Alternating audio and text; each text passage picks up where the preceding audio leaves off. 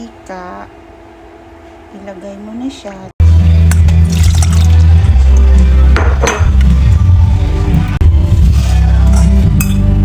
Transfer natin. Gagamitin natin mamaya.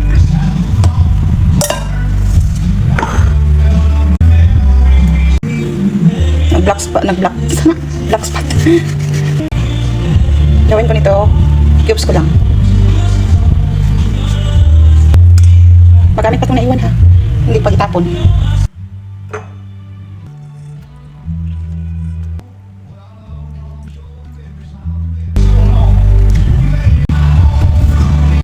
Ito ang sinasabi ko kanina, huwag itapon. Magamit pa. Ito na oh. Tapos, yan.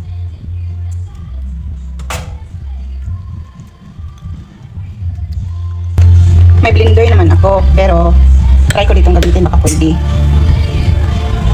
Pakita ko lang sa inyo. Sino yung walang blender tapos may food processor, makagawa kayo ng ganito.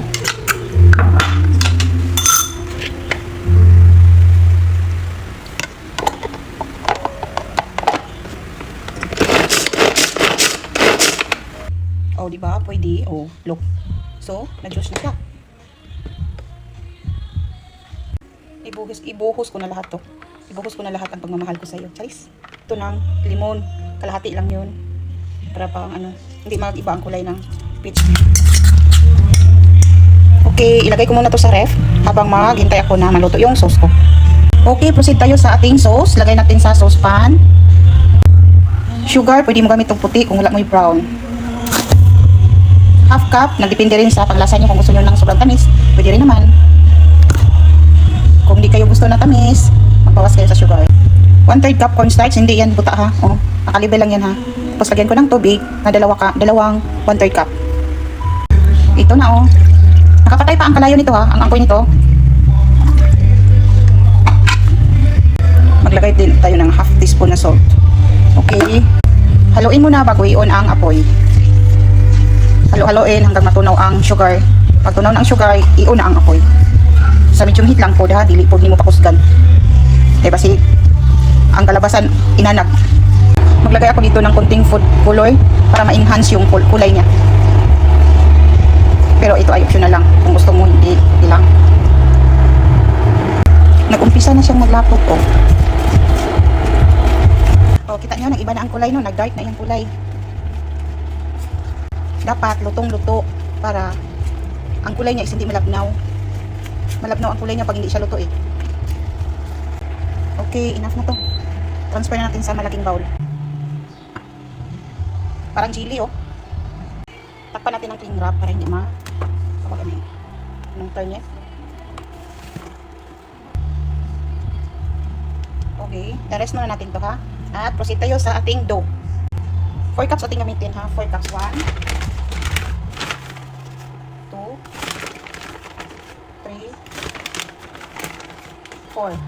4 para alam natin kung kano yung ilan yung i-ano natin sugar and salt ilagay.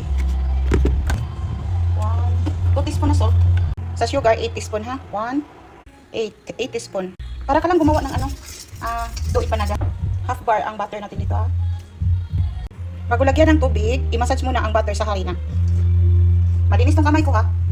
Baka sabihin naman ng iba dyan na bakit ko kinamay. Mahirap kasi pag mag-gloves ka dito. Pag may buo-buo pang mga butter, hayaan nyo lang kasi isa yung magbigay ng flaky ang ano mo, dough mo. Dahan-dahan lang ilagay ang tubig, hindi lang. Pag ingon-ani na oh, magkuyog na sila tanan. Ayan, pwede na yan. For more.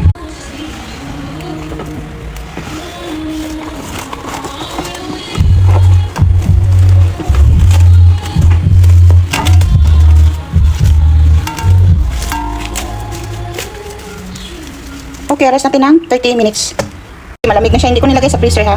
Sa ano lang, room temperature lang. Kung may hand mixer, pwede naman hand mixer ang gamitin. Pero kung wala, pwede na wireless. Parang jelly na siya oh. Gelatin. What are you watching?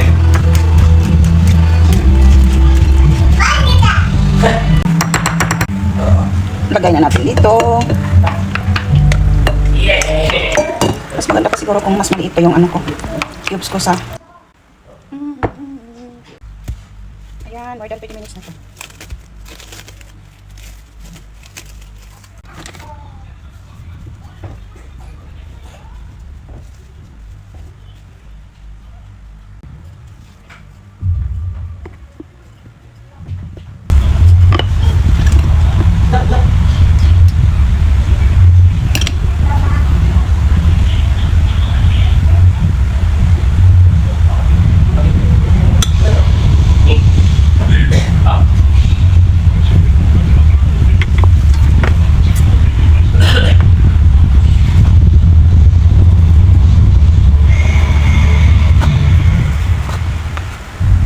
Bakit ako straight up yung cutting eh?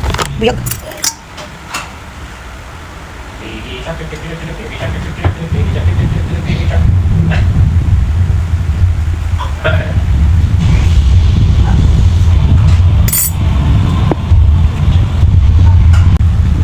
Ito na ang nagawa ko.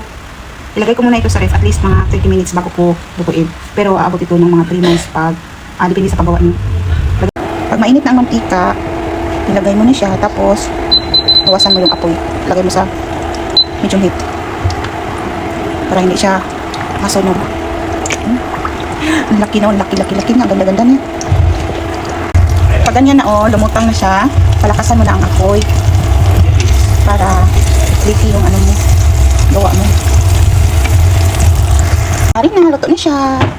Ayan, perfect.